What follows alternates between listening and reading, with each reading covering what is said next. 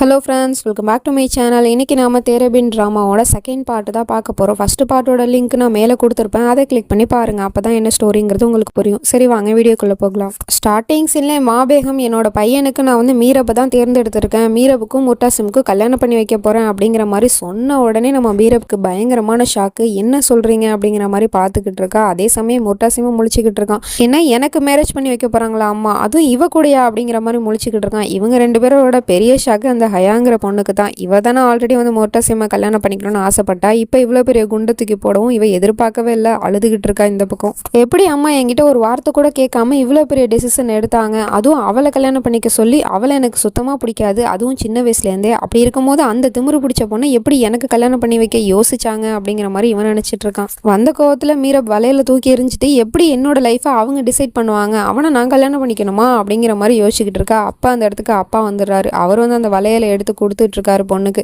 இந்த வளையல் எப்போதும் உன்னோட கையில தான் இருக்கணும், அதுவும் உனக்கு இந்த வளையல் கிடைச்சது பெரிய லக்கு தெரியுமா, ஏன்னா இது நம்மளோட ஃபேமிலி வளையல் அப்படிங்கிற மாதிரிலாம் சொல்லிக்கிட்டு இருக்காரு. எனக்கு இதை பார்க்கும்போது வளையலா தெரியல, அடிமை சங்கிலி மாதிரி தான் தெரியுது. எப்படி என்னோட லைஃப்பை அவங்க டிசைட் பண்ணுவாங்க, அவங்க யாரு அப்படிங்கிற மாதிரி கேட்டுக்கிட்டு இருக்கா. அவங்க மட்டும் இந்த முடிவு எடுக்கலாமா, முர்டாசிமை நீ கல்யாணம் பண்ணிக்கணுங்கிறது என்னோட ஆசையும் மட்டும்தான். எனக்கும் இந்த குடும்பத்தில் நீ வாக்கப்படணும், இந்த குடும்பத்தில் நீ கல்யாணம் பண்ணிக்கணுங்கிறது தான் என்னோட ஆசையும் அப்படிங்கிற மாதிரி அப்பா சொல்லிடுறாரு. ஆனால் என்னால் முடியாதுப்பா, அவனை எனக்கு சுத்தமாக பிடிக்காது, அவனை சுத்தமாக பிடிக்காது, அவனோட மூஞ்சை கூட நான் பார்க்க விரும்பலை. அப்படிங்கும் போது அவனை கல்யாணம் பண்ணிக்கிட்டு இந்த வீட்டில் நான் லைஃப் லாங் அவனை எப்படி நான் ஃபேஸ் பண்ண முடியும், என்னால் முடியாதுப்பா அப்படின்னு சொல்லிடுறான். சரிம்மா, நீ இப்போ கோவத்தில் இருக்க, நல்லா யோசிச்சு முடிவிடு, உனக்கு யோசிக்கிறதுக்கு நான் கொஞ்சம் டைம் தரேன் அப்படின்னு சொல்லிட்டு அப்பா அங்கேருந்து போயிடுறாரு. முர்டாசிம் அம்மா கிட்ட போய் திட்டிக்கிட்டு இருக்கான். எப்படிம்மா இவ்வளோ பெரிய டெசிஷனை என்ன கேட்காம எடுத்தீங்க, கல்யாணங்கிறது என்னோட சம்மந்தப்பட்ட விஷயம் தானே, அப்படி இருக்கும்போது என்கிட்ட ஒரு வார்த்தை கூட கேட்காம அவளை எனக்கு கல்யாணம் பண்ணி வைக்கிறேன்னு நீங்கள் எப்படி சொல்லுவீங்க, அதுவும் அந்த திமிரு பிடிச்ச பொண்ணு, அவளை எனக்கு சுத்தமாக பிடிக்காது. அப்படி இருக்கும்போது அவளை கல்யாணம் பண்ணிக்கிட்டு என்னால் இந்த வீட்டில் ஒரு நிமிஷம் கூட சகிச்சுக்கிட்டு வாழ முடியாது அப்படிங்கிற மாதிரி சொல்லிக்கிட்டு இருக்கான். நீ தானே சொன்ன அவள் கல்யாணம் பண்ணி வச்சு அவளை அடக்கிடலாண்டு, அதுக்காக தான் இப்படி ஒரு முடிவு எடுத்தோம் அப்படின்னு சொல்லிக்கிட்டு இருக்காங்க. நான் கல்யாணம் தான் பண்ணி வைக்க சொன்னேன், அதுக்காக எனக்கு கல்யாணம் பண்ணி வைக்க சொல்லலை. நான் என்ன நடந்தாலும் சரி அந்த மீரப்பை கல்யாணம் பண்ணிக்கவே மாட்டேன் அப்படின்னு சொல்லிடுறான். அப்போ உனக்கு அந்த பொண்ணை பார்த்தா பயமா இருக்கா, அவள் கட்ஸா திமுறா இருக்காளே, அதனால அவளை பார்த்து நீ பயப்படுறியா அப்படின்னு சொல்லிட்டு கேட்டுக்கிட்டு இருக்காங்க. எனக்கு அவளை பார்த்தலாம் பயம் இல்லை, அவளை விட திமுறு பிடிச்ச பையன் நான் தான். என்ன கல்யாணம் பண்ணிக்கிட்டு அவள் கஷ்டப்படக்கூடாதுன்னு தான் நான் வேணான்னு சொல்கிறேன் அப்படிங்கிற மாதிரி சொல்லிக்கிட்டு இருக்கான். அம்மா எவ்வளோதான் சமாதானம் பண்ணி ஓகே சொல்ல சொன்னாலும் அவன் வந்து நோன்னு சொல்லிட்டு போயிடுறான், என்னால் முடியாது அப்படின்னு சொல்லிட்டு. அடுத்த நாள் காலையில் முர்டாசிம் எழுந்திருக்கிறதுக்கு முன்னாடி ஹயா அங்கே வந்து அவனுக்கு செருப்பெல்லாம் அரேஞ்ச் பண்ணி கொடுத்துக்கிட்டு இருக்கா. நீ இங்கே என்ன பண்ணுற அப்படின்னு சொல்லிட்டு கேட்கும்போது, என்னை விட அந்த பொண்ணு அழகாக இருக்காளா, என்னோட கம்பேர் பண்ணும்போது அந்த பொண்ணு எந்த விதத்தில் உயர்ந்தவளாக இருக்கிறா, அப்படி இருக்கும்போது அரேஞ்ச் மேரேஜ் பண்ணிக்கிறதுக்கு நீ ஒத்துக்கிட்டியா, அவங்க அம்மா சொன்னால் நீ ஒத்துப்பியா, உன்னை நான் சின்ன வயசுலேருந்து பார்த்துக்கிட்டு இருக்கேன், கல்யாணம் பண்ணால் ஒன்றை தான் பண்ணுவேன் அப்படிங்கிற மாதிரி தன்னோட காதலை வெளிப்படுத்திடுறான் முர்டாசிம் முன்னாடி. நீ இந்த மாதிரிலாம் நினச்சிக்கிட்டு இருக்கியா, ஆனால் நான் ஒரு நாள் கூட உன்னை அந்த மாதிரி நினச்சதே கிடையாது, இந்த மாதிரிலாம் என்கிட்ட வந்து பேசாத, நான் இந்த மாதிரி ஒரு எண்ணத்தில் உங்ககிட்ட பழகவே இல்லை, போ இங்கேருந்து ஃபஸ்ட்டு அப்படின்னு சொல்லிட்டு அவளை விரட்டி விட்டுறான், திட்டி அனுப்பிச்சிடுறான். மீரப்க்கு அப்பா கொடுத்த டைம் முடிஞ்சு போச்சு. காலங்காத்திலே வந்து பொண்ணுக்கிட்ட கேட்டுக்கிட்டு இருக்காரு, என்னம்மா யோசிச்சிருக்க அப்படின்னு சொல்லிட்டு கேட்கும்போது, நோ மீன்ஸ் நோ தான், நான் எப்போதும் அவனை கல்யாணம் பண்ணிக்க ஒத்துக்க மாட்டேன் அப்படின்னு சொல்லிடுறா. நான் இவ்வளோ தூரம் சொல்லியுமே நீ அவனை கல்யாணம் பண்ணிக்க மாட்டேன்னு சொல்றீனா, அப்படின்னா உனக்கு யாராவது பிடிச்சிருக்கா, நீ யாரையாவது லவ் பண்ணுறியா, அப்போ நான் அவனுக்கு கொடுத்த ஃப்ரீடமை நீ வந்து தப்பாக யூஸ் பண்ணுறியா, அவனை கல்யாணம் பண்ணிக்க மாட்டேன்னு சொல்கிறீங்களா, அதுக்கு ஒரு ரீசன் சொல்லு அப்படின்னு சொல்லிட்டு கேட்டுக்கிட்டு இருக்காரு. என்னப்பா அப்படிலாம் பேசிட்டு இருக்கீங்க, எனக்கு யாரையும் பிடிக்காது, நான் லவ்வும் பண்ணலை, நான் தான் சொல்லிட்டேன்ல அவனை எனக்கு பிடிக்கலங்கிறது தான் ஒரே காரணம், அப்புறம் இந்த வீட்டுக்கு கல்யாணம் பண்ணிட்டு நான் மருமகளெல்லாம் வரமாட்டேன், இதுதான் என்னோட முடிவு, நான் இந்த விஷயத்தை பொறுத்த வரைக்கும் நான் எஸ் சொல்லவே மாட்டேன், நோன்னு தான் சொல்லுவேன் அப்படிங்கிற மாதிரி சொல்லிடுறா. ஆனால் உன்னோட வாழ்க்கையில் முடிவு எடுக்கிறதுக்கு உன்னோட அப்பாவுக்கு உரிமை இருக்குல்ல, அதனால நானும் முர்டாசிமா உனக்கு கல்யாணம் பண்ணி வைக்கணும்னு தான் ஆசைப்படுறேன், அது மட்டும் இல்லாமல் இந்த குடும்பத்துக்கு நீ மருமகளாக வரணும்னு தான் நானும் ஆசைப்படுறேன், இந்த விஷயத்தை பொறுத்த வரைக்கும் உங்ககிட்ட நான் நோ இல்லை எஸ்ஸை மட்டும் தான் எதிர்பார்ப்பேன் அப்படின்னு சொல்லிட்டு அவர் இங்கிருந்து போயிடுறாரு. இவங்க கிட்டலாம் பேசி எந்த ஒரு பிரயோஜனமும் கிடையாது, நம்ம பேசாமல் சம்மந்தப்பட்ட ஆள்கிட்டே பேசிட்டா என்ன, முர்டாசிம் கிட்டே இதை பற்றி பேசிட்டா என்ன அப்படின்னு சொல்லிட்டு யோசிச்சுட்டு தண்ணி கொடுக்கலாம் அப்படிங்கிற ஒரு சாக்கில் முர்டாசிம் கிட்ட பேச போறா.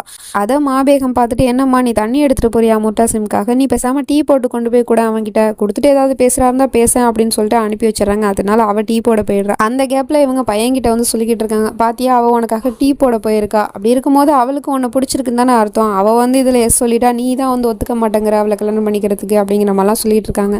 அவளே எஸ் சொன்னாலும் நான் இதுக்கு நோன்னு தான் சொல்லுவேன். இப்போ நீங்கள் அவள் எனக்காக டீ போட போயிருக்கான்னு தானே சொன்னீங்க, இப்போ அவள் கொண்டு வந்து கொடுக்குற டீலே தெரிஞ்சு போயிடும் அவள் என்ன முடிவில் இருக்கிறா அப்படிங்கிறத நான் அவகிட்ட பேசிக்கிறேன் அப்படிங்கிற மாதிரி சொல்லிடுறான். மீரபு டீ எடுத்துகிட்டு வந்து நிற்கிறா. சரி நமக்கு தான் எடுத்துகிட்டு வந்திருக்கா போல அப்படின்னு சொல்லிட்டு இவனும் கையை நீட்டுறான். ஆனால் டக்குன்னு அந்த டீ எடுத்து அவள் குடிச்சிக்கிட்டே சொல்லிக்கிட்டு இருக்கா, எனக்கு உன்னை கல்யாணம் பண்ணிக்கிறதுல கொஞ்சம் கூட விருப்பமே இல்லை, அதுவும் நம்ம ரெண்டு பேருக்கு செட் ஆகாது அப்படிங்கும் போது நான் எப்படி கல்யாணம் பண்ணிப்பேன் உன்னை அப்படிங்கிற மாதிரி கேட்டுக்கிட்டு இருக்கா. இந்த விஷயத்த நானும் ஒத்துக்கிறேன், எனக்கும் உன்னை கல்யாணம் பண்ணிக்கிறதுல சுத்தமாக விருப்பமே இல்லை அப்படின்னு இவனும் சொல்லிடுறான். அப்படின்னா நீனே போய் இந்த கல்யாணம் எனக்கு பிடிக்கல, அவளை நான் கல்யாணம் பண்ணிக்க மாட்டேன்னு ஒன்று போய் உங்கள் அம்மா கிட்ட சொல்லேன் அப்படின்னு சொல்லிக்கிட்டு இருக்கா. இதையே நான் சொல்லணும், நீ தான் தைரியமான பொண்ணாச்சு, அப்படி இருக்கும்போது நீனே எல்லாருக்கும் முன்னாடி போய் சொல்லு, வேணும்னா நான் வேணா உனக்கு துணையாக வந்து நிற்கிறேன், சப்போர்ட்டாக வந்து நிற்கிறேன், அப்போ நீ தைரியமாக சொல்லுவல அப்படிங்கிற மாதிரி சொல்லிக்கிட்டு இருக்கான்.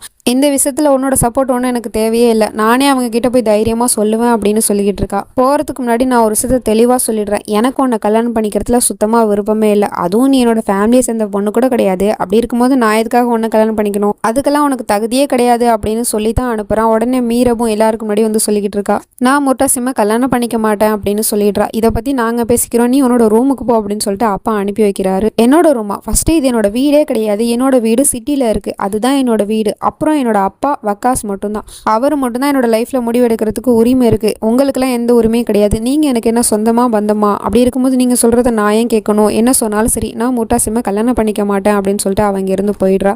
அவள் அப்படி பேசிட்டு போனதை பார்த்துட்டு மாபேகம் அப்பாவை திட்டிக்கிட்டு இருக்காங்க, உன் பொண்ணை ஃப்ரீடம்ங்கிற பேரில் எப்படி வளர்த்து வச்சிருக்க, யாருக்குமே மரியாதை கொடுக்காம இப்படி பேசிட்டு போகிறா அப்படிங்கிற மாதிரி திட்டிக்கிட்டு இருக்காங்க. இவருக்கு ஒரே அவமானமாக போயிடுது. அப்போ தான் அன்வர் சொல்கிறாரு, இதுக்கு ஒரு முற்றுப்புள்ளி வச்சே ஆகணும், அவகிட்ட எல்லா உண்மையும் சொல்லி ஆகணும், சொன்னால் மட்டும் தான் இதுக்கு ஒரு சொல்யூஷன் கிடைக்கும் அப்படிங்கிற மாதிரி யோசிச்சுட்டு அவகிட்டே இதை பற்றி பேசலாம் அப்படின்னு சொல்லிட்டு கிளம்புறாங்க. இந்த பக்கம் கோமா வந்த மீரப் கார் எடுத்துகிட்டு எங்கேயோ கிளம்புறா, எங்கே போகிறான்னு தெரியல. இவங்க எல்லாரும் வீட்டில் தேடிக்கிட்டு இருக்காங்க, எங்கே மீரப் காணோம் அப்படின்னு சொல்லிட்டு தேடிட்டு இருக்கும் போது அங்கே ஒரு வேலைக்காரவங்க வந்து மீரப் வந்து எங்கேயோ கார் எடுத்துகிட்டு போகிறாங்க அவசரமாக அப்படின்னு சொல்லிடுறாரு. அப்படின்னா சரி, மீரப்பை நம்ம தேடணுங்கிற அவசியம் கிடையாது, முர்தாசிமோட ரெஸ்பான்சிபிலிட்டி தானே மீரப், அதனால அவனே போகட்டும் அப்படின்னு சொல்லிட்டு பையனை அனுப்பி வைக்கிறாங்க. முர்தாசிமும் காரை ஃபாலோ பண்ணிட்டு பின்னாடியே போகிறான். அவனை கண்டது என்னமோ ஸ்டேஞ்சர் மாதிரி கொலைக்காரனை பார்க்குற மாதிரி காரை ஃபாஸ்ட்டாக ஓட்டிக்கிட்டு போகிறான். அவன் வந்து பின்னாடியே ஓட்டிட்டு போனாலும் அதுக்கு மேலே ஓட்டிட்டு போய் காரை ஆக்சிடென்ட் பண்ணி ஒரு இடத்துல மயங்கி விழுந்துடுறான். முர்தாசிம் தான் கொண்டு போய் ஹாஸ்பிட்டலில் அட்மிட் பண்ணுறான். அதுக்கப்புறம் கண்ணை முழிச்சு பார்த்துட்டு நான் எங்கே இருக்கேன் அப்படிங்கிற மாதிரி கேட்டுக்கிட்டு இருக்கேன். நீ ஒன்றும் சாகலை, உயிரோட தான் இருக்க, நான் உன்னை காப்பாற்றிட்டேன் அப்படின்னு இவனும் சொல்கிறான். எனக்கு ஞாபகப்படுத்தினதுக்கு ரொம்ப நன்றி அப்படின்னு சொல்லிட்டு திரும்பவும் அந்த மேரேஜ் டாபிக் தான் ஓடிக்கிட்டு இருக்கு. யார் நோ சொல்வா அப்படின்னு சொல்லிட்டு முர்தாசிம் வந்து திரும்பவும் மீரப்பை தான் ஏற்றி விட்டுக்கிட்டு இருக்கான். நீ தான் பெரிய தைரியமான பொண்ணாச்சே, நீ ஏன் பேசாமல் போய் சொல்ல அப்படின்னு சொன்னால், எனக்கு தெரியும் உன்னை நான் சின்ன வயசுலேருந்தே பார்த்துக்கிட்டு இருக்கேன், இந்த மாதிரி எல்லாருக்கும் முன்னாடி நான் போய் நோன்னு சொன்னால் எல்லாரும் என்னை பார்த்து தப்பாக நினைப்பாங்க, என்னோட இமேஜ் அங்கே டேமேஜ் ஆகும், அதனால தானே நீ இப்படி என்னை ஏற்றி விடுற அப்படின்னு சொல்லிட்டு கேட்டுக்கிட்டு இருக்கா. அதுக்கெல்லாம் அஞ்சிடாலாம், நீ அது மட்டும் இல்லாமல் இதை பற்றிலாம் நீ கவலைப்பட மாட்டேன், பேசாமல் போய் சொல்லு அப்படிங்கிற மாதிரி சொல்லிக்கிட்டு இருக்கான். அப்போ அந்த இடத்துக்கு ஃபேமிலியில் இருக்கிற மொத்த பேரும் வந்துடுறாங்க. அப்பா வந்து பொண்ணை பார்த்துட்டு பதறி அடிச்சுட்டு கேட்டுக்கிட்டு இருக்காரு, நீ எப்படிமா எங்கள் எல்லாரையும் விட்டு போகணும்னு நினச்ச, அதுவும் என்னை விட்டு போகணும்னு நினச்சியா அப்படின்னு சொல்லிட்டு கேட்கும்போது, எனக்கு இங்கே இருக்கிறதுக்கு சுத்தமாக பிடிக்கவே இல்லைப்பா, நான் சிட்டிக்கு போகணும் அப்படின்னு சொல்லிக்கிட்டு இருக்கா. நீ ஏமா அப்படிலாம் பேசிக்கிட்டு இருக்க, நீ யாருக்காக இல்லாட்டி உன்னோட அப்பாக்காகவாது நீ ஒத்துக்கலாம்ல, எஸ் சொல்லலாம்ல அப்படின்னு சொல்லிட்டு திரும்பவும் அவர் வந்து எப்படியாவது பொண்ணை சம்மதிக்க வச்சிடலான்னு தான் பார்த்துட்டு இருக்காரு. இந்த பக்கம் ரொஹேலுங்கிற வந்து மீரப்பை பற்றி ஃப்ரெண்ட்ஸ் கிட்ட விசாரிச்சுக்கிட்டு இருக்கான். என்னாச்சு, பர்த்டே பார்ட்டிக்கு அந்த முர்தாசிம் வந்து அழைச்சிட்டு போனானே மீரப்பா, அதுக்கப்புறம் என்னாச்சு ஏதாச்சுன்னே தெரியல, நானும் கால் பண்ணுறேன் மெசேஜ் பண்ணுறேன், ஆனால் எந்த ஒரு ரெஸ்பான்ஸுமே இல்லை, அவளுக்கு என்னாச்சு, அவள் நல்லா இருக்கால அப்படின்னு சொல்லிட்டு விசாரிச்சுக்கிட்டு இருக்கான். ஃப்ரெண்டுங்களும் எங்களுக்கு தெரியாது, லாஸ்ட்டாக அவள் வந்து வில்லேஜ்க்கு போனா, அது மட்டும் தான் எங்களுக்கு தெரியும், அவள் திரும்ப இந்த சிட்டிக்கு வந்தால் மட்டும் தான் என்னாச்சு ஏதாச்சுங்கிறது தெரியும் அப்படிங்கிற மாதிரி சொல்லிட்டு போயிடுறாங்க. இவனுக்கு என்ன வருத்தம்னா, அந்த பர்த்டே பார்ட்டியில் வச்சு மீரப் கிட்ட ப்ரப்போஸ் பண்ணலான்னு நினச்சிருப்பான். அந்த சமயத்தில் தான் நம்ம ஹீரோ எல்லாத்தையும் கெடுத்து விட்டுருப்பாரு, மீரப் அங்கிருந்து கூட்டிகிட்டு போயிருப்பாரு. அதனால இவனோட காதில் வெளிப்படுத்த முடியலையே அப்படின்னு சொல்லிட்டு இவன் இந்த பக்கம் வருத்தப்பட்டுக்கிட்டு இருக்கான். அன்வர் இந்த பக்கம் எப்படியாவது மீரப் ஒத்துக்க வைக்கணும், முர்தாசிமை ஒத்துக்க வைக்கணும் கல்யாணத்துக்கு அப்படின்னு சொல்லிட்டு உயில் எழுத ஆரம்பிச்சிட்டாரு. உயிலில் வந்து என்ன எழுதியிருக்காரு எது எழுதியிருக்காருங்கிறது எதுவுமே புரியல. மாபேகம் கிட்ட கொடுத்து இதை வந்து முர்தாசிம் கிட்ட கொடுத்துருங்க அப்படின்னு சொல்லிட்டு கொடுத்துட்டு போயிடுறாரு. அதுக்கப்புறம் அவங்க படித்து பார்க்கும்போது தான் தெரியுது, மீரப் பேரில் எல்லா சொத்தையும் எழுதி வச்சிட்டாரு. அதாவது இவருக்கு சம்மந்தப்பட்ட சொத்து இருக்கும் இல்லையா, அது எல்லாத்தையுமே மீரப் பேரில் எழுதி வச்சுட்டு இதை கொடுத்துருங்க அப்படின்னு சொல்லிட்டு தான் போயிருக்காரு. இதை பார்த்ததும் இவங்களுக்கு வந்து ஒரே ஷாக்கிங்காகவும் இருக்குது, சந்தோஷமாகவும் இருக்குது. உடனே பையன்கிட்ட போய் அந்த உயிலை எடுத்துகிட்டு போய் காமிச்சு சொல்லிக்கிட்டு இருக்காங்க, இதை பார்த்தியா, அன்வர் எல்லா சொத்தையுமே மீரப் பேரில் எழுதி வச்சிட்டாரு, நீ மீரப்பை கல்யாணம் பண்ணிக்கிட்டா உனக்கு தான் எல்லாமே கிடைக்கும் அப்படிங்கிற மாதிரிலாம் சொல்லிக்கிட்டு இருக்காங்க. ஆனால் எனக்கு தான் தனியாக சொத்து இருக்கே, அது மட்டும் இல்லாமல் நான் நல்லாவும் சம்பாதிக்கிறேன், அப்படி இருக்கும்போது இதெல்லாம் எனக்கு தேவையே இல்லை அப்படிங்கிற மாதிரி சொல்லிக்கிட்டு இருக்கான். உனக்கு இந்த சொத்துலாம் விருப்பம் இல்லை காட்டி, இது எப்படி பார்த்தாலும் நம்ம குடும்பத்தோட சொத்து, அப்படி இருக்கும்போது இது நம்ம குடும்பத்தை தாண்டி வெளியே போகக்கூடாது அப்படிங்கிற மாதிரி சொல்லிக்கிட்டு இருக்காங்க.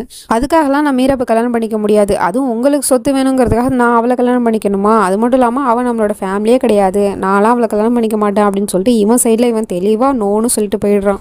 இந்த பக்கம் மீரப் அந்த பில்டிங்கோட ஹைட் எவ்வளோ இருக்குது அப்படின்னு சொல்லிட்டு செக் பண்ணிக்கிட்டு இருக்கா. அந்த இடத்துக்கு முர்தாசிம் வந்து, என்ன ஹைட்டை மெஷர்மெண்ட் பண்ணிக்கிட்டு இருக்கியா அப்படின்னா, நீங்கள் இருந்து கீழே விழ போறியா, இதுவும் நல்ல ஐடியா தான் இருக்குது, கீழே விழுந்துனா எப்படி கை கால் ஓடையும், அதனால ஒரு 2 மாதமாவது இந்த கல்யாணம் வந்து தள்ளி போகும்ல, குட் ஐடியா தான், இங்கேருந்து கீழே குதிச்சிரு அப்படின்னு சொல்லிக்கிட்டு இருக்கான். நீ சொன்னதுக்கு அப்புறமா தான் இந்த ஐடியாவே எனக்கு தோணுது, ஆக்சுவலி இது நல்ல ஐடியா தான், ஆனால் நான் நான் குதிக்க மாட்டேன், நீ வேணா குதி அப்படின்னு சொல்லிக்கிட்டு இருக்கா. இப்படியே மாற்றி மாற்றி 2 பேரும் சண்டை போட்டுட்டு இருக்கும்போது முர்டாசிம் சொல்கிறான், இங்கே பாரு நீ தான் தைரியமான பொண்ணாச்சே, அப்படி இருக்கும்போது நீனே உன்னோட ஃபேமிலி கிட்ட சொல்லி அவங்கள கன்வின்ஸ் பண்ண பாரு, இந்த கல்யாணத்தில் உனக்கு விருப்பம் இல்லை அப்படின்னு சொல்லிட்டு அவங்கள இங்கேருந்து கூட்டிகிட்டு போயிடு, அப்போ நான் ஒத்துக்கிறேன், நீ தைரியசாலி தான் அப்படின்னு சொல்லிட்டு முர்டாசிம் வந்து சேலஞ்ச் பண்ணி அனுப்புகிறான். உடனே மீரவும் அதை நான் பண்ணி காட்டுறேன் அப்படின்னு சொல்லிட்டு நேராக ஃபேமிலி கிட்ட வந்து திரும்பவும் வந்து அப்பாவை கூப்பிட்டுக்கிட்டு இருக்கா. அப்பா வாங்கப்பா நம்ம ஊருக்கு போகலாம் அப்படின்னு சொல்லிட்டு. அப்போ மாபேகம் ஏதோ பேச வராங்க, நான் உங்ககிட்ட ஒன்றும் பேசல, நான் என்னோட அப்பா கிட்ட தான் பேசிகிட்டு இருக்கேன், அப்புறம் நீங்கள் யார் என் விஷயத்தில் தலையிடுறதுக்கு அப்படின்னு சொல்லிட்டு ரொம்பவே மரியாதை இல்லாமல் பேசிடுறா. அது மட்டும் இல்லாமல் வாங்கப்பா இங்கேருந்து போகலாம் அப்படின்னு சொல்லிட்டு அப்பாவோட கையை பிடிச்சி இழுத்துக்கிட்டு இருக்கா. இதுக்கப்புறம் சரியாக வராது அப்படின்னு சொல்லிட்டு இத்தனை வருஷமாக மறைச்ச அந்த உண்மையை வந்து இங்கே அப்பா போட்டு உடச்சிடுறாரு. நான் ஒன்றும் உன்னோட அப்பா கிடையாது அப்படின்னு சொல்லிடுறாரு. அப்பா நீங்கள் விளையாடாதீங்க, நீங்கள் சொல்கிறத கேட்கலங்கிறதுக்காக இப்படிலாம் நீங்கள் சொல்லுவீங்களா அப்படின்னு சொல்லிட்டு கேட்கும்போது நான் உண்மையதாம்மா சொல்கிறேன், நான் உன்னோட அப்பா கிடையாது அப்படிங்கிற மாதிரி சொல்லிட்டு இருக்கா. இவளுக்கு பெரிய ஷாக்காக இருக்குது. அப்போ யார் என்னோட அப்பா அப்படின்னு சொல்லிட்டு கேட்கும்போது அங்கே அன்வர் வந்து நிற்கிறாரு. நான் தான் உன்னோட அப்பா அப்படின்னு சொல்லிட்டு பல வருஷமாக மறைச்ச அந்த உண்மையை இன்னைக்கு இவர் வெளிப்படுத்துறாரு. அதாவது இவருக்கு இவரோட பொண்டாட்டி நதியாங்கிறவங்களுக்கும் பிறந்தவ தான் மீரப். இவ பிறந்ததுனால தான் பொண்டாட்டி தன்னை விட்டு போயிட்டா அப்படிங்கிற ஒரு கோதல் தான் இத்தனை நாளாக இருந்திருப்பாரு. அதனால தான் இத்தனை வருஷமாக பொண்ணுக்கிட்ட இருந்து விலகியே இருந்திருப்பாரு. இப்போ இவ்வளோ பெரிய உண்மையை சொன்னதுமே மீரப் ரொம்பவே அதிர்ச்சி அடைகிறா. அப்பாவும் சொல்கிறாரு, ஆமாம்மா நாங்கள் ஒன்றை வளர்த்தோம் அவ்வளோதான், மற்றபடி உன்னோட உண்மையான அப்பா அம்மா வந்து நதியாவும் அன்வர் மட்டும்தான், உன்னோட உண்மையான அப்பா அன்வர் தான் அப்படிங்கிற மாதிரி சொல்லிடுறாரு. அப்போ 21 வருஷமாக நான் யாரை அப்பான்னு நினச்சிட்டு இருந்தேனோ அவர் என்னோட உண்மையான அப்பாவே கிடையாதா, அப்போ இவ்வளோ நாளாக என்னை எல்லாரும் ஏமாத்திருக்காங்களா அப்படின்னு சொல்லிட்டு இவளால் அதை ஏற்றுக்கவே முடியல. ரூமில் உட்காந்து அழுதுகிட்டு இருக்கா. இந்த உண்மையெல்லாம் ஹயாவும் கேட்டிருப்பா. ஹயாவுக்கு தெரிஞ்ச உடனே மரியம் கிட்ட வந்து சொல்லிக்கிட்டு இருக்கா. ஏன்னா ஃப்ரெண்டு தானே, அதனால வந்து எல்லாத்தையும் இவகிட்ட தான் வந்து ஷேர் பண்ணுவா போல. இந்த விஷயம் மரியமுக்கு தெரிஞ்ச உடனே அவள் ரொம்பவே சந்தோஷப்படுறா.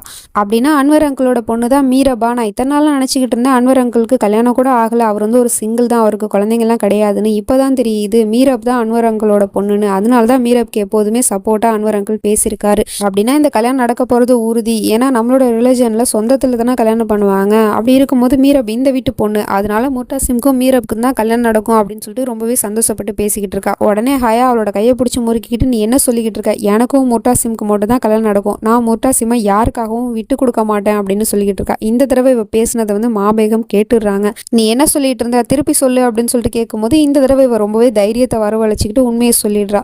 நான் வந்து முர்டாசிமை கல்யாணம் பண்ணிக்கிறேமா, நான் அவனை தான் கல்யாணம் பண்ணிக்கணும்னு நான் சின்ன வயசுலேருந்து ஆசைப்பட்டுக்கிட்டு இருந்தேன், ஆனால் திடீர்னு நீங்கள் வந்து மீரபை கல்யாணம் பண்ணி வைக்கிறேன்னு சொல்லிக்கிட்டு இருக்கீங்க அப்படின்னு சொன்ன உடனே அவங்களுக்கு பயங்கரமாக கோவம் வந்தது. கணத்தை கட்டி ஓங்கி அரைஞ்சிட்டு சொல்கிறாங்க, நீ கேட்ட கேள்வியிலே உனக்கான பதில் இருக்குது, நம்ம வீட்டு பொண்ணுங்களுக்குலாம் கல்யாணத்தை பற்றி முடிவெடுக்கிற உரிமை பெரியவங்களுக்கு தான் இருக்குது. அப்படி இருக்கும்போது இந்த வீட்டில் இருக்கிற பெரியவங்க என்ன முடிவெடுக்கிறாங்களோ அதுக்கு தான் நீங்கள் எல்லாரும் கட்டுப்படணும். அப்புறம் நீ எதுக்காக முர்டாசிமை பற்றி நினச்சிக்கிட்டு இருக்க, அவனை கல்யாணம் பண்ணிக்கணும் தான் நீ இத்தனை நாள் ஆசைப்பட்டுட்டு இருந்தியா? ஒரு விஷயத்தை நல்லா புரிஞ்சுக்கோ, முர்டாசிமோட கல்யாணம் இன்னைக்கு முடிவாகலை, சின்ன வயசுலேயே மீரப்புக்கும் முர்டாசிமுக்கும் தான் கல்யாணம் பண்ணி வைக்கணும் அப்படிங்கிறது நாங்கள் சின்ன வயசுலேயே முடிவு பண்ணிட்டோம். அதனால இந்த கல்யாணம் நடந்தே தான் தீரும். நீ முர்டாசிமை கல்யாணம் பண்ணிக்கணும்னு ஆசைப்படுறல அந்த எண்ணத்தை இன்னையோட அழிச்சிரு அப்படின்னு சொல்லிட்டு திட்டிட்டு அங்கேருந்து போயிடுறாங்க. இந்த பக்கம் பாஸ்டில் நடந்ததெல்லாம் அன்வர் நினச்சி பார்த்துட்டு, நான் என்னோட பொண்டாட்டியை வந்து மீரப் பிரிச்சுட்டாங்கிற ஒரே எண்ணத்தில் தான் அவன் மேலே நான் கோவப்பட்டேன், அவளை நான் கையால் கூட தூக்கவே இல்லை, ஆனால் அதுக்கப்புறமா தான் தெரிஞ்சு என்னோட பொண்டாட்டி எனக்காக கொடுத்துட்டு போன கடைசி கிஃப்ட் என்னோட குழந்தை தானு. ஆனால் அப்போ நான் அவளை தூக்காமல் அவள் மேலே கோவப்பட்டு அவளை என்கிட்டேருந்து விலக்கி வச்சுட்டேன். அதனால தான் இன்றைக்கி என்னோட பொண்ணு இவ்வளோ கஷ்டப்படுறா, அவள் கஷ்டப்படுறதுக்கு நான் தான் காரணம் அப்படின்னு சொல்லிட்டு வருத்தப்பட்டுட்டு இருக்காரு. நடந்ததெல்லாம் விட்டுரு, இதுக்கப்புறமாவது எல்லாத்தையும் சரி பண்ண பாரு, உன் பொண்ணுக்கிட்ட போய் பேசு அப்படின்னு சொல்லிட்டு மாபேகம் ஆறுதல் சொல்லிட்டு இருக்காங்க. இப்போ தான் நமக்கு பாஸ்டில் என்ன நடந்துச்சு அப்படிங்கிறத காமிக்கிறாங்க. அன்வருக்கும் நதியாவுக்கும் குழந்தை பிறந்திருக்கும், ஆனால் குழந்தை பிறந்த உடனே அம்மா இறந்து போயிருப்பாங்க. அதனால குழந்தை மேலே இவருக்கு விருப்பமே இருக்காது, அந்த குழந்தை மேலே தான் எல்லா விருப்பமே காட்டுவார். என்னோட பொண்டாட்டியை என்கிட்டேருந்து பிரித்து போனால் இந்த குழந்தைய நான் தூக்க மாட்டேன் அப்படின்னு சொல்லியிருப்பாரு. அது மட்டும் இல்லாமல் இந்த குழந்தைய நான் வளர்க்கவும் மாட்டேன், இந்த குழந்தைய வேறு யாருக்கிட்டையாவது கொடுத்துருங்க அப்படின்னு சொல்லிட்டு கோவத்தில் சொல்லிடுவார். அதனால தான் முர்டாசிமோட அம்மாவும் அப்பாவும் வந்து வாகாஸ் கிட்ட வந்து இதை கொடுத்துருப்பாங்க. கொடுத்து இந்த மாதிரி இந்த குழந்தை இனிமேல் உன்னோட பொறுப்பு, இந்த குழந்தைய நீங்கள் வளர்த்து பெரிய ஆளாக்கி படிக்க வச்சு அதுக்கப்புறமா இந்த குழந்தைக்கும் முர்டாசிமுக்கும் கல்யாணம் பண்ணி இந்த வீட்டுக்கே நாங்கள் கூட்டிகிட்டு வந்துடுவோம், அது வரைக்கும் இந்த குழந்தைய நீ தான் பார்த்துக்கணும் அப்படின்னு சொல்லிட்டு சத்தியம் பண்ணி கொடுத்துருப்பாங்க. இப்போ இதெல்லாம் நினச்சி பார்த்துட்டு மீரபோட அப்பா ஃபீல் பண்ணிக்கிட்டு இருக்காரு. அன்னைக்கு நான் மீரபை என்னோட கையில் வாங்கும் போது அவ்வளோ சந்தோஷப்பட்டேன், அது கூடவே சேர்த்து ஒரு சத்தியமும் பண்ணி கொடுத்துட்டேன். அன்னைக்கு மட்டும் அந்த சத்தியத்தை நான் பண்ணாமல் இருந்திருந்தா இன்னைக்கு என்னோட பொண்ணு இப்படி கஷ்டப்பட்டுட்டு இருந்திருக்க மாட்டா, என்னோட பொண்ணு கஷ்டப்படுறதுக்கு நான் தான் காரணம் அப்படின்னு சொல்லிட்டு இவர் கில்ட்டியாக ஃபீல் பண்ணி அழுதுகிட்டு இருக்காரு. மீரப் ரூமில் எல்லா ஃபோட்டோஸையும் பார்த்துட்டு அதை எல்லாத்தையும் கீழே போட்டு சொல்லிக்கிட்டு இருக்கா. அப்பா என்கிட்ட பொய் சொல்லிட்டாரு, இத்தனை வருஷமா என்னை ஏமாத்திட்டு இருந்திருக்காரு, இது எல்லாமே பொய் தானே அப்படின்னு சொல்லிட்டு மொத்தத்தையும் போட்டு கொளுத்தி விடுறா. ரூமுக்கு போன பொண்ணு ஆளை காணமே அப்படின்னு சொல்லிட்டு பார்த்துட்டு இருக்கும்போது ரூம்லேருந்து புகை வர ஆரம்பிக்குது. அதுக்கப்புறமா ஒரு வழியாக பொண்ணை வெளியில் கூப்பிட்டு வந்துடுறாங்க. அப்போ அப்பா தண்ணி கொடுக்குறாரு, அதை தட்டி விட்டுட்டு, நீங்கள் எதுக்காக ஏன் மேலே அக்கறைப்படுறீங்க, நீங்கள் தான் என்னோட அப்பா கிடையாது, எனக்குன்னு வீடு கிடையாது, வாசம் கிடையாது, எனக்குன்னு எந்த ஒரு அடையாளமும் கிடையாது, எனக்குன்னு யாருமே இல்லை, எல்லாருமே என்னை ஏமாத்திட்டீங்க, பொய் சொல்லிட்டீங்க அப்படின்னு சொல்லிட்டு கோவமாக திட்டிட்டு அங்கேருந்து போயிடுறா. அவளால் இதை கொஞ்சம் கூட ஏற்றுக்கவே முடியல. அப்படியே அவள் அப்படி ஓடுறத பார்த்துட்டு நம்ம முர்டாசிம் வந்து தடுக்கிறான். நீ எங்கே போகிற அப்படின்னு சொல்லிட்டு கேட்கும்போது, இது எல்லாத்துக்கும் காரணம் நீ தான்டா, உன்னால தான் இவ்வளோ பிரச்சனையுமே. நீ மட்டும் அந்த கல்யாண டாபிக் எடுக்கும் போது நோன்னு சொல்லியிருந்தீங்கன்னா இவ்வளோலாம் நடந்திருக்காது. அதை விட்டுட்டு ஒரு பொண்ணுக்கு பின்னாடி நின்று நோ சொல்லிக்கிட்டு இருக்க. உனக்கு தைரியம் கொஞ்சம் கூட இல்லை. அது மட்டும் இல்லாமல் இப்போ ஒன்னால தான் எனக்கு இவ்வளோ பெரிய உண்மை தெரிய வந்துச்சு. இது எல்லாத்துக்குமே காரணம் நீ தான். நீ ஒரு கோலை, உனக்கு கொஞ்சம் கூட தைரியமே இல்லை. ஒரு பொம்பளை பின்னாடி நீ வந்து மறைஞ்சிக்கிட்டு நோ சொல்லிக்கிட்டு இருக்கா அப்படிங்கிற மாதிரி கண்டபடி அவனை பற்றி தப்பு தப்பாக பேசிடுறா. உடனே அவனுக்கு செமையாக கோவந்துருது. ஓங்கி கண்ணத்தை காட்டி அரைஞ்சிடுறான். அடித்த அடியில் அப்படியே மயங்கி விழுறான். அதோட இந்த பாட்டும் முடிஞ்சிருச்சு. இதுக்கப்புறம் நம்ம மீரப்புக்கும் முர்டாசிமுக்கும் கல்யாணம் நடக்குமா நடக்காதா அப்படிங்கிறதெல்லாம் நம்ம வெயிட் பண்ணி தான் பார்க்கணும். தேங்க்ஸ் ஃபார் வாட்சிங் அண்ட் பை ஃப்ரெண்ட்ஸ்.